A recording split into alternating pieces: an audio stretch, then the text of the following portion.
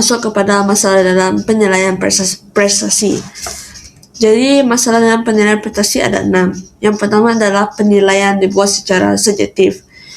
Masalah yang timbul dalam penilaian prestasi adalah apabila penilaian dibuat berdasarkan perasaan, andaian dan atau pandangan pribadi penilai, sehingga keputusan penilaian menjadi tidak tepat dan mudah dipertikaikan oleh pekerja. Contohnya, penilai memberi markah rendah kepada pekerja hanya kerana menganggap pekerja tersebut tidak proaktif tanpa bukti prestasi yang jelas.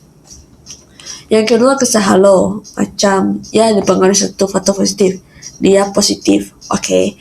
And then masalah ini berlaku apabila penilai memberi markah tinggi kepada pekerja dalam semua aspek hanya kerana pekerja tersebut menunjukkan satu kelebihan sahaja yang terlalu menonjol. Lepas tu, sedangkan aspek yang lain belum tentu cemerlang. Contohnya, pekerja yang sangat ramah dianggap bagus dalam semua tugas walaupun hasil kerja sebenarnya masih banyak kesilapan. Macam belum tentu memuaskan. Okay, yang ketiga iaitu kesan hon. Masalah ini berlaku apabila penilai memberi markah rendah dalam semua aspek hanya kerana pekerja tersebut mempunyai satu kelemahan sahaja, sedangkan aspek lain sebenarnya baik. Contohnya, pekerja yang terlambat beberapa kali terus dianggap lemah dalam prestasi kerja walaupun kualiti tugasannya ataupun kualiti tugasan hariannya sangat baik. Lepas tu yang keempat iaitu penilai terlalu bermurah hati.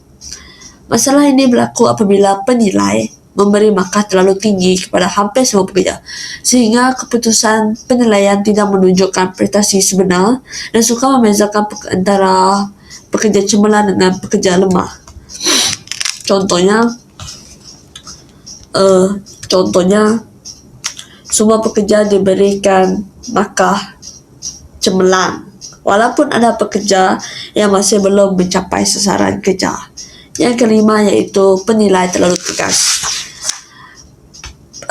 Masalah ini berlaku apabila penilai ini memberi markah terlalu rendah kepada pekerja walaupun prestasi mereka memuaskan. Keadaan ini akan menyebabkan pekerja tersebut berasa tidak dihargai dan kurang motivasi untuk meningkatkan prestasi dalam sebuah organisasi. Contohnya, penilai hanya memberikan markah sederhana walaupun pekerja telah mencapai KPI dan menyiapkan tugasan tempat pada masa. And then, yang last adalah bias pribadi dan pilih kasih. Masalah ini berlaku apabila penilai dipengaruhi hubungan pribadi seperti saudara mara, rakan rapat atau bangsa, sehingga penilaian menjadi tidak adil dan menimbulkan ketidakpuasan dalam kalangan pekerja. Contohnya, pekerja yang rapat dengan penilai diberi markah tinggi walaupun prestasinya biasa, manakala pekerja lain yang berprestasi diberi markah rendah. Selfish.